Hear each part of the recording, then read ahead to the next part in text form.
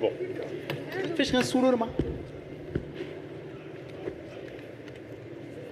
Alors, bonjour à toutes et à tous. Il nous fait grandement plaisir, Steve et moi, de participer à ce forum. Et comme on a un peu de retard et que la communication est assez courte, je vais assurer la présentation et par la suite, s'il y a des questions, Steve va se joindre à moi. Alors, l'intitulé de cette communication, c'est la mise en œuvre de l'enseignement explicite au Maroc, point de vue des chercheurs externes. Bon, nous sommes deux chercheurs externes qui avons été invités à participer à la réforme et nous en sommes très heureux d'avoir été invités à faire cela. Cependant, il y a toujours des défis à des réformes et, comment je dirais donc, habituellement, les réformes ratent. Elles ne fonctionnent pas. Il y a plus d'échecs qui sont comptabilisés lorsqu'on fait des réformes que de succès. Cependant, il y a lieu d'espérer avec cette réforme-ci pour une seule raison. Une seule. Il y en a peut-être plusieurs, mais il y en a au moins une qui est plus importante que les autres, c'est que le Maroc a fait le défi de baser sa réforme sur la recherche et les données probantes. Alors, c'est la tendance contemporaine de fonctionner lorsqu'on veut amener un changement, c'est de se baser sur les données probantes. Et en cela, la réforme, le Maroc fait presque figure de pionnier. Il y a très peu de cas d'États qui s'engagent de cette façon-là. On est très heureux de participer à la réforme sur la base, justement, du travail à partir de données probantes. Et jusqu'à présent, parce qu'il y a eu un rapport qui est sorti il y a quelques jours et qui montre que, bon, peut-être que le pari valait la peine parce que les résultats préliminaires des écoles pionnières sont au-delà de nos espérances. En tout cas, c'est vraiment quelque chose de très intéressant. Évidemment, le chantier de la réforme est énorme. Alors, ça ne fait que dire il ne faudra pas lâcher. Au contraire, il faudrait presque multiplier encore les efforts. Mais c'est très bien parti. Alors, c'est très encourageant. D'habitude, lorsqu'on entend parler de réforme, ça va toujours mal. On est toujours en train de critiquer. Là, bien, il y a quelque chose de positif qui se passe au Maroc. Et bon, je pense qu'il faut s'en féliciter et de continuer les efforts pour mener cette réforme-là à terme, à bon port, et en continuant cette progression-là. Alors, c'est une réflexion qu'on veut vous présenter sur le thème de la réforme.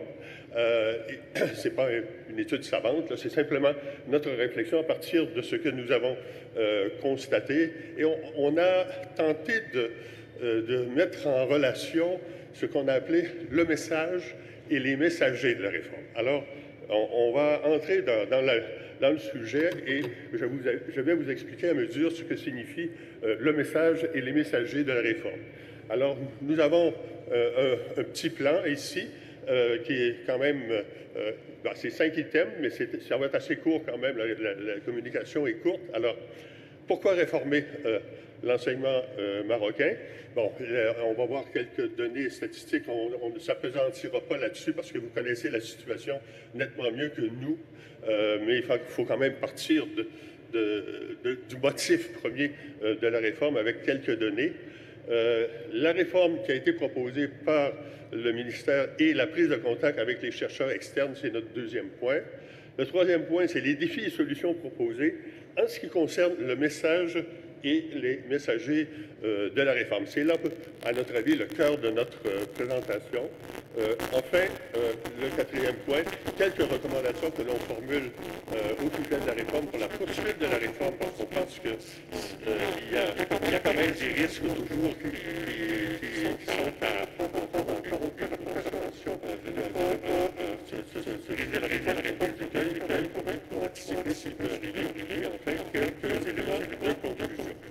alors,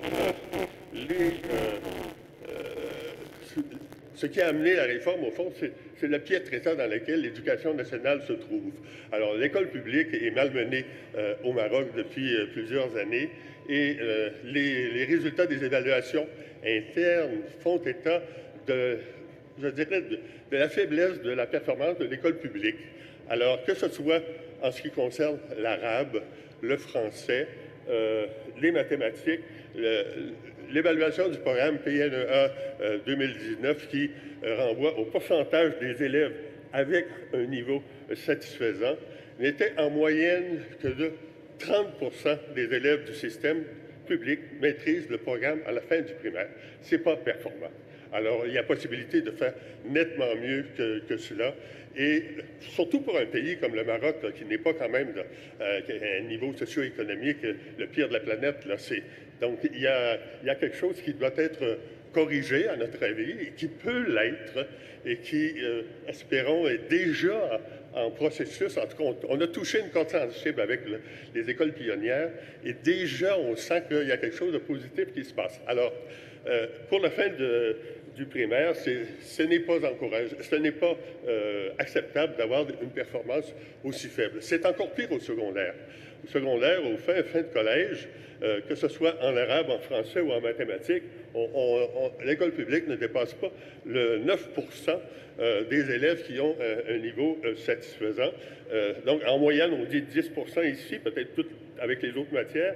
10% des élèves du système public maîtrisent le programme à la fin du collège, ce qui est inacceptable pour ainsi dire. On ne peut pas continuer éternellement comme ça, sachant qu'on a besoin d'une relève aussi pour l'économie, pour le fonctionnement du pays, etc. Donc, il faut faire beaucoup mieux. Alors, pour les évaluations externes, vous avez évidemment tous entendu les études de PISA qui sont de plus en plus connues. Vous avez entendu parler de cela. Que ce soit en mathématiques, le pourcentage des élèves qui ont le niveau minimum de compétences, le Maroc se situe à 24% aux épreuves de mathématiques, et ce qui classe le Maroc au 77e rang sur 79 pays en mathématiques, ce qui n'est pas acceptable non plus. Donc, ce n'est pas seulement les évaluations internes, mais c'est aussi lorsqu'on se compare à d'autres pays. Vous avez une liste de pays ici, bon, il y en a d'autres, et on ne peut pas... Le Maroc peut faire mieux, c'est clair. Alors, qu'est-ce qu'on peut faire pour que le Maroc fasse mieux? Bien, on va regarder quelques pistes tout à l'heure. Et en lecture, maintenant, après les mathématiques, bien, c'est guère mieux. Alors, le Maroc est classé 75e sur 79 pays en compréhension de l'écrit, ce qui, là aussi, ce n'est pas satisfaisant. Le pourcentage des élèves avec le niveau minimum de compétences n'est que de 27%. Donc là, il faut... au fond, il faut toujours un malheur pour entreprendre une réforme. Bon, là, il y a un malheur, c'est-à-dire il y a quelque chose qui ne fonctionne pas. Il faut prendre le taureau par les cornes et essayer de faire quelque chose. Alors, ce qui s'est passé, le ministère a décidé de prendre le taureau par les cornes. Je pense que ça vaut le... C'est le temps qu'un gouvernement le fasse, et a pris 12 engagements. Bon, on nous a contactés, nous, en regard de ces 12 engagements-là pour améliorer la qualité. Nous avons été particulièrement impliqués, en fait seulement impliqués, dans l'engagement numéro 2 et dans l'engagement numéro 6. Alors, dans l'engagement numéro 2, cela renvoie au programme et manuel scolaire favorisant l'acquisition des compétences fondamentales et la maîtrise des langues. Bon. Alors, ça touche au curriculum. Le programme, l'engagement numéro 6, renvoie à une formation d'excellence. Donc, c'est la formation des enseignants, des inspecteurs d'école, qui est tournée vers la pratique permettant aux enseignants d'adopter une pédagogie efficace et bienveillante. Alors, on nous a contactés dans cette perspective-là pour travailler sur ces deux engagements-là, et c'est ce que nous avons fait. Alors, il y a eu une prise de contact qui a été faite en 2022 ou fin 2021, début 2022, avec le conseiller du ministre de l'Éducation, M. Youssef Sadani. Et d'entrée de jeu, bon, on a mis les cartes ont été mises sur la table. Le Maroc voulait fonder sa réforme sur des données probantes. Et nous, de notre côté, on est connus pour nos travaux sur les données probantes. Et alors là, comment je dirais, le match, si on veut, le contact a été facile et on a décidé de collaborer à ce projet-là de la réforme qui, pour nous, valait la peine d'être appuyé justement en raison du fait que le pays s'appuyait sur les données probantes. Alors, nous avons donc échangé au fil du temps régulièrement avec la partie marocaine. Et notre troisième point, c'est quels sont les défis ou solutions proposées en ce qui concerne le message et les messagers de la réforme. Donc, c'est ce que nous allons examiner plus avant, le message de la réforme. Alors,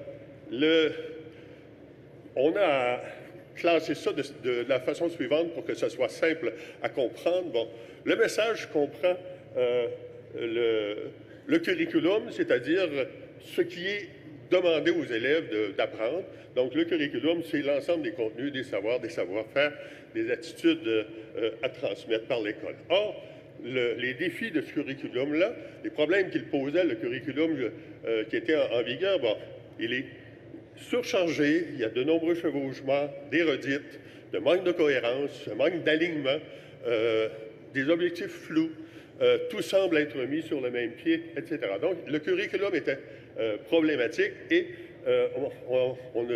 on a proposé, nous, de s'appuyer évidemment sur les données de la recherche en ce qui concerne le curriculum et notamment, il y avait quelques éléments, s'appuyer sur des idées maîtresses, c'est-à-dire dans un curriculum, tout n'est pas sur le même plan. Il y a des idées maîtresses, il y a des idées secondaires et il y a des faits.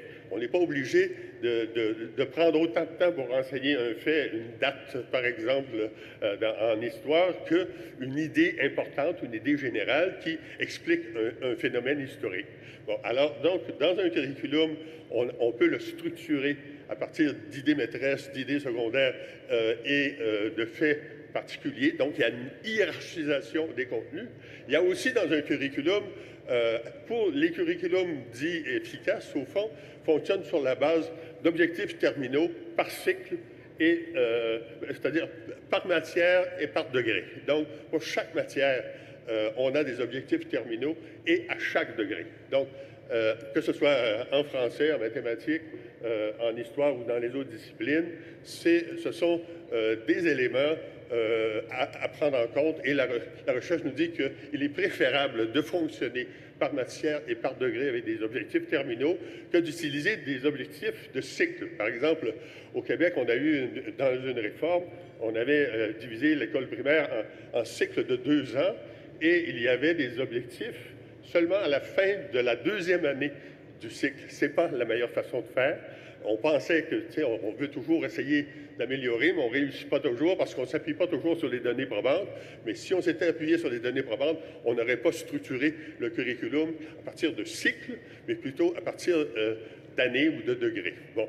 Alors, ça, c'est le premier élément du curriculum, c'est le quoi enseigner, qui est une des composantes du message. Maintenant, au-delà du quoi enseigner, il y a le comment enseigner. Bon, c'est ce qu'on appelle la pédagogie. Bon, alors, la pédagogie, bon, c'est la manière de faire apprendre les contenus du curriculum aux élèves et les comportements à adopter. Bon, nous, on associe à pédagogie à la fois comment enseigner les contenus, mais aussi comment enseigner les comportements. Parce qu'un enseignant ne s'occupe pas seulement de la matière à boire, il s'occupe aussi des comportements à adopter dans la classe pour que les élèves puissent apprendre le contenu. Et souvent, ça a été une composante oubliée, occultée, négligée, etc. Nous, on dit il faut les deux. Donc, le comment enseigner concerne à la fois un apprentissage, un enseignement, je dirais, efficace pour les contenus et un enseignement efficace pour les comportements. Alors, ce qui nous semblait, le problème qui semblait se poser, c'est que l'approche pédagogique utilisée ne semblait pas efficace, visiblement, puisque les élèves n'apprennent pas, depuis un certain nombre d'années, ne réussissaient pas à avoir des performances scolaires intéressantes ou suffisantes. Alors, il y a des retards importants à tous les niveaux. Alors, notre solution, nous, ça a été de s'appuyer sur la recherche. Et là, on a répertorié pour le ministère et rassemblé un inventaire de bonnes pratiques pédagogiques dans un référentiel de compétences et un guide pédagogique qui l'accompagne. Alors, c'est un travail qu'on a fait, je vous le montrerai tout à l'heure. C'est un travail qu'on a fait, et le guide a quand même 300 quelques pages. On a fait un répertoire assez exhaustif de stratégies pédagogiques utilisables en classe et que les enseignants peuvent lire, les inspecteurs peuvent lire. En fait, tout le monde impliqué dans la réforme, à notre avis, devrait lire. Donc, sur le plan de la méthode, à la fois sur le quoi enseigner et le comment enseigner, on a proposé donc des pistes pour améliorer la situation. Maintenant, il faut aller au-delà de cela. Alors, c'est là que l'engagement numéro 6 concernant la formation des acteurs est important. C'est les messagers, parce qu'il ne s'agit pas juste d'avoir un message dans la réforme, il faut que des messagers transmettent ce message-là. Il faut qu'ils diffusent le message. Alors là, pardon, qui sont les messagers? Les messagers de la réforme, ce sont les inspecteurs, ce sont les formateurs des institutions de formation initiale, ce sont les enseignants qui sont les acteurs de première ligne, ce sont les agents du ministère de l'Éducation, les directions d'école, etc. Donc, les acteurs impliqués dans cette réforme-là, ce sont les messagers. Le problème qu'on a souvent avec les messagers, c'est que les messagers ne véhiculent pas nécessairement le message, n'ont pas une action coordonnée. Ce que je dis ici, c'est que, et en plus, lorsque le message est flou, à la fois sur le plan des contenus et de la manière d'enseigner, alors les messagers mettent l'accent sur des éléments différents. Par conséquent, il y a un manque de cohérence horizontale, c'est-à-dire on ne fonctionne pas de la même manière dans les écoles partout au Maroc. Chacun a sa petite manière de fonctionner. Les acteurs ne tiennent pas le même discours sur comment on devrait enseigner, etc. Tant et si bien que c'est un système qui devient moins performant. Alors, mais si on réussit à faire l'inverse, si on réussit à ce que les acteurs, les messagers, coordonnent leurs messages et enseignent dans le même sens, alors là, on crée une valeur ajoutée extrêmement intéressante. Et pour faciliter cela, nous avons pensé que, en mettant de l'accent sur des bonnes pratiques validées par la recherche, on propose une façon de faire qui est utiliser des leçons scriptées, basées selon l'enseignement explicite et qui ferait en sorte que les enseignants dans les classes utiliseraient le même matériel, les leçons scriptées, de la même façon partout dans le Maroc. Alors, on aurait comme une sorte de cohérence horizontale. C'est le même discours, le même curriculum qui serait véhiculé d'un bout à l'autre. À ce moment-là, on aurait le même enseignement, la même façon d'enseigner, et selon la perspective de l'enseignement explicite, qui est la perspective que nous proposons, nous, comme stratégie pédagogique globale ou comme méthode pédagogique globale pour enseigner. J'y arrive dans un instant. Et non seulement on propose des leçons scriptées, mais aussi il faut, évidemment, pour harmoniser le message dans la perspective de l'utilisation par les messagers, bien, il faut les former. Donc, il y a un processus de formation des inspecteurs, des enseignants qui a été initié, du moins en formation continue, et cela doit se poursuivre en formation initiale également des enseignants et des inspecteurs. Il faudra donc que l'ensemble du système soit formé au message et à la pédagogie associée à ce message-là. Donc, je vous parlais du référentiel tout à l'heure. C'est ce que nous avons produit pour le ministère, qui comprend celui de gauche, le référentiel de l'enseignement explicite. Donc, c'est l'ensemble des stratégies pédagogiques que nous avons répertoriées et qui sont structurées selon la perspective de l'enseignement explicite. Donc, on montre les différentes phases d'une leçon, par exemple, en enseignement explicite. On donne des stratégies qui concernent l'enseignement d'une leçon. On a des stratégies aussi transversales qui débordent la leçon et qui permettent à un enseignant d'avoir ici et là par exemple, de savoir comment donner de la rétroaction, comment vérifier les connaissances, etc. C'est très pratique, là. Mais c'est basé sur la recherche. Alors là, les enseignants ont un guide pour intervenir et pas de façon aléatoire, mais de façon structurée et à partir de ce qu'on appelle des bonnes pratiques, des pratiques validées par la recherche. De même, on a écrit aussi un guide pratique de l'enseignement explicite pour faciliter la compréhension de tout cela.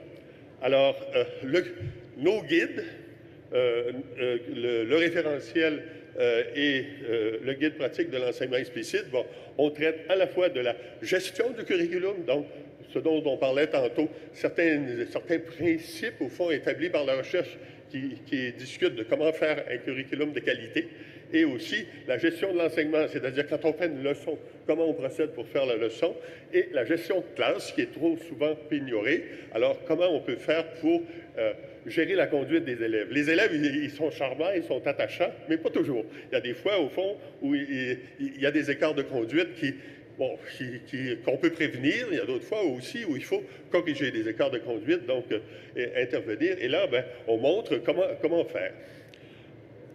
Alors, tout cela, ce qu'on propose en ce qui concerne le message et les messagers, bien, ça correspond à la stratégie du ministère d'avoir à la fois un pilier curatif qu'on appelle le TAL et en même temps un pilier préventif qui s'appelle l'enseignement efficace. Mais les deux, que ce soit sur le plan curatif ou préventif, sont structurés à la manière de l'enseignement explicite. Bon, il fallait faire un pilier curatif, il fallait avoir un pilier curatif et le choix a été fait d'utiliser TAL parce que TAL veut dire Teaching at the Right Level. Bon, c'est une approche pédagogique structurée qui a été utilisée en Inde et qui semble avoir donné de bons résultats. Évidemment, il fallait récupérer le plus possible les élèves qui avaient pris du retard parce qu'il y avait d'énormes retards. Il y a encore d'énormes retards et on doit s'occuper de ceux qui sont en retard. Donc, et déjà, les expérimentations qui ont été faites ont été positives et il faut continuer, évidemment. De même, le pilier préventif, bon, c'est basé sur les études sur l'efficacité de l'enseignement. Et là, il y a une approche qu'on appelle l'enseignement explicite, basée en 3 moments, si on veut, qu'on appelle le modelage, la pratique guidée et la pratique autonome. C'est plus compliqué que ça, mais si je résume rapidement, ça donne à peu près cette idée-là. Donc, le modelage, au fond, c'est la partie, par exemple, d'une leçon qui dit... c'est l'enseignant qui parle. C'est l'enseignant qui dit « je fais ». Je fais une addition avec retenue, je vais vous montrer comment le faire. Et comment faire une addition? Bien, je vais mettre un haut-parleur sur ma pensée. C'est la belle expression qui est utilisée dans la littérature. Au fond, c'est de dire, je vais vous dire comment je raisonne, quelles questions je me pose. Et cela est applicable dans différentes matières, etc. La première phase, c'est l'enseignant qui l'a fait, c'est le modelage. Mais ce n'est pas un cours magistral d'1 heure, là. C'est en 15 minutes peut-être, ça dépend des groupes, des niveaux, etc., des matières, mais ce n'est pas nécessairement long, mais c'est le maître qui prend le contrôle de la parole et qui explique. Une fois qu'il a expliqué la tâche à réaliser, bien, par la suite, il met les élèves au travail dans une phase qu'on appelle la pratique guidée. Là, le maître ne s'assoit pas à son bureau à corriger des copies, etc. Le maître va surveiller comment les élèves exécutent et travaillent en équipe, ensemble, en équipe de 2 par 2, souvent en binôme, comment ils vont le travailler à l'exécution de l'exercice qu'ils demandent, qui est en lien avec ce qu'il vient d'expliquer. Bon. Et là, se révèle, au fond, l'enseignement explicite dans sa substantifique moelle, je dirais, quand on réfléchit sur le mot explicite. Explicite, c'est pas implicite. C'est rendre explicite ce qui est implicite. Alors, quand le maître va voir les élèves, au fond, et l'élève, disons que la réponse est 18, bon, c'est correct, tu as la bonne réponse, mais montre-moi comment tu as fait. Montre-moi, explicite ta pensée. Et c'est là qu'on va savoir s'il a compris ou pas. Si on ne questionne pas l'élève, si on ne questionne jamais l'élève, tout est toujours implicite. Et on ne peut pas savoir s'il a compris. Et évidemment, on ne peut pas donner de rétroaction adéquate puisqu'on ne sait pas s'il l'a eu par chance, s'il a copié ou s'il a véritablement réussi. Alors, donc, l'enseignement explicite, c'est rendre L'enseignement explicite, c'est rendre explicite ce qui est implicite. C'est ça, c'est traquer l'implicite tout le temps. Au fond, si vous voulez l'idée maîtresse de l'enseignement explicite, c'est un peu ça. On peut, à un premier contact, c'est ça qui doit être retenu, c'est-à-dire, on ne sait pas ce qui se passe dans la tête de l'élève, c'est un mystère. Et c'est pour ça aussi que, mais l'élève aussi, ce n'est pas nécessairement ce qu'on a dans notre tête, alors c'est pour ça qu'on met un haut-parleur sur notre pensée, on va expliciter notre pensée lorsqu'on veut que l'élève comprenne. On va rendre nos buts d'enseignement clairs, parce que quand l'élève ne sait pas c'est quoi le but de la leçon, ben, c'est implicite pour lui. Il s'imagine toutes sortes de choses, alors il peut se tromper. Mais si le maître explicite les buts de la leçon clairement, qu'est-ce qu'on attend de l'élève, alors l'élève est plus en mesure d'atteindre l'objectif désiré. Donc, c'est un peu autour de cette idée-là, qui est somme toute simple. La démarche n'est pas compliquée, mais elle est, au fond, ce qui est intéressant, c'est que la démarche prend appui sur l'étude des comportements de bons enseignants. Au fil des années, ça fait 50 ans qu'on constitue, je dirais, une base de recherche suffisante où on examine les comportements d'enseignants et qu'on met en relation avec l'apprentissage des élèves. Alors, on a fini par dégager des constantes, on a fini par dégager un modèle qu'on a appelé l'enseignement explicite, qui est basé sur des stratégies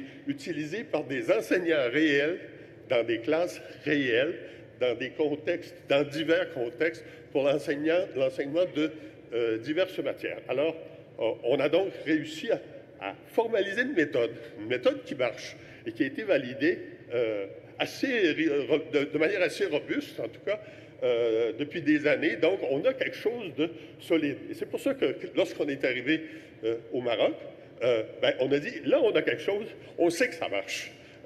On sait que ça va, alors on peut l'essayer au Maroc, on va voir, mais on a très confiance dans ce que l'on propose et finalement, bon, les premiers résultats nous donnent raison.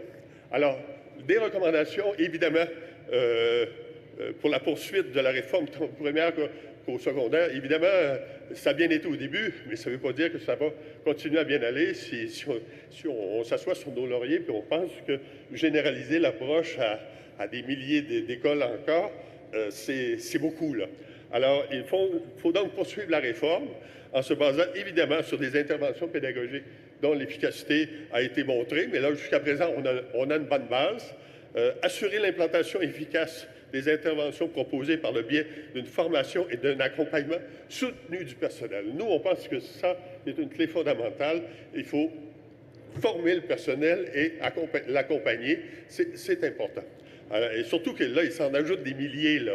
Alors, des milliers chaque année. Si on rajoute 2000 écoles dès cette année, 2500 écoles, je ne sais pas combien ça fait d'enseignants, il faut les former, ces gens-là.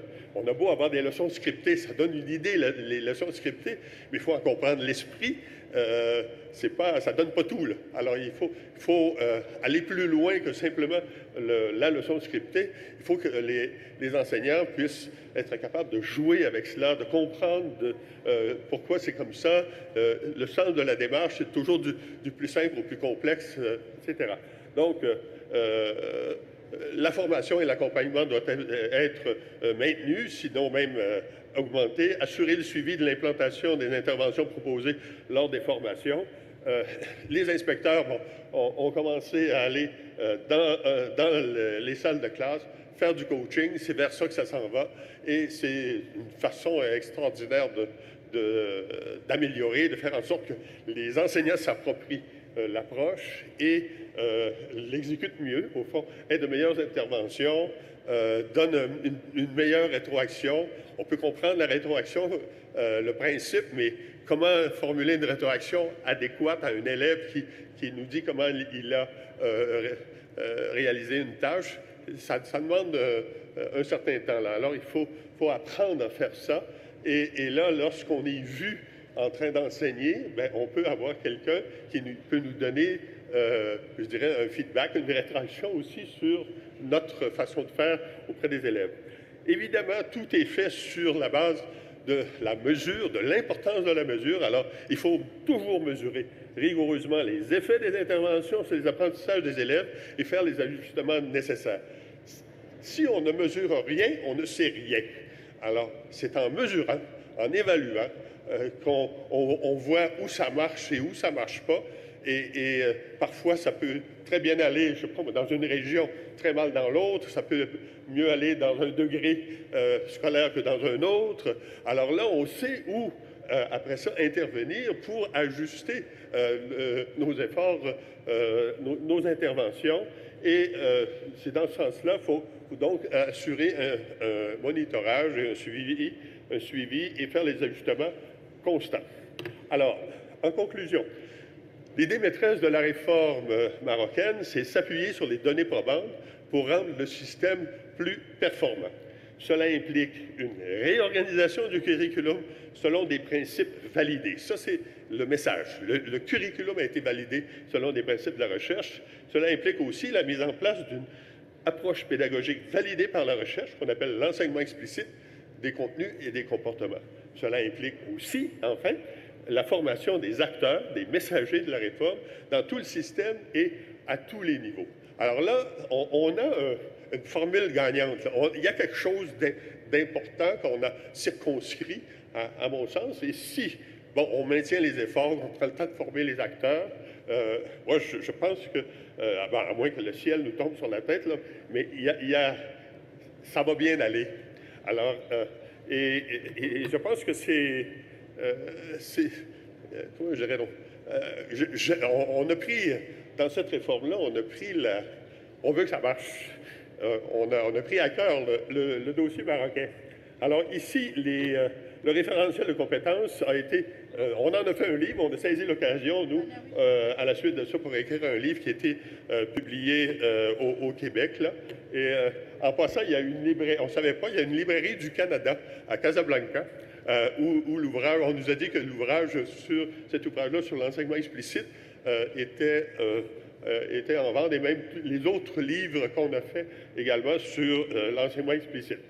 Cela dit, je voulais dire autre chose. Avant de dire merci, je vais reculer d'un point.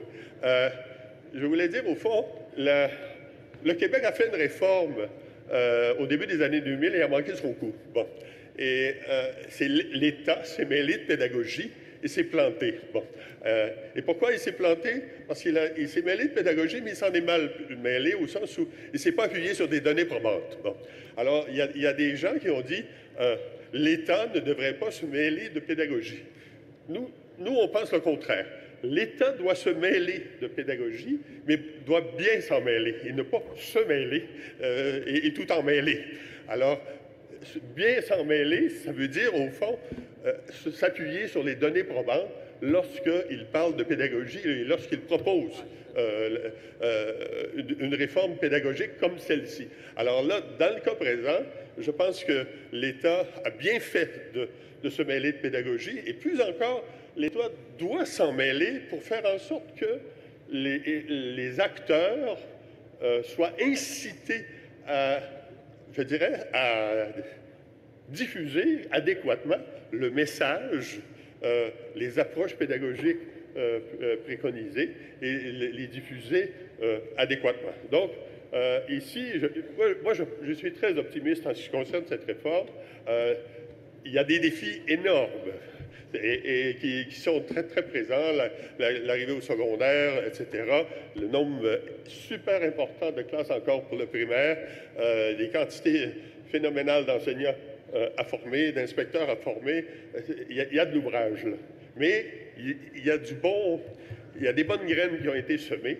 Alors, on pense que ça peut être quelque chose de très positif à poursuivre. Alors, merci beaucoup. Et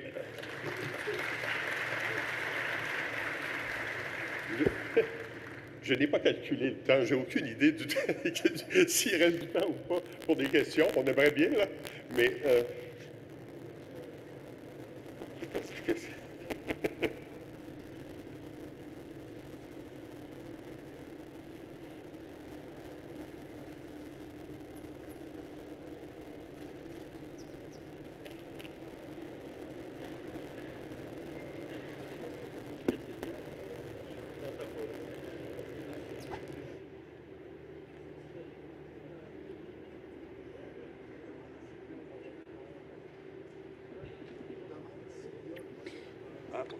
إذن شكرا على هذه المداخلة الغنية. ميرسي أفو.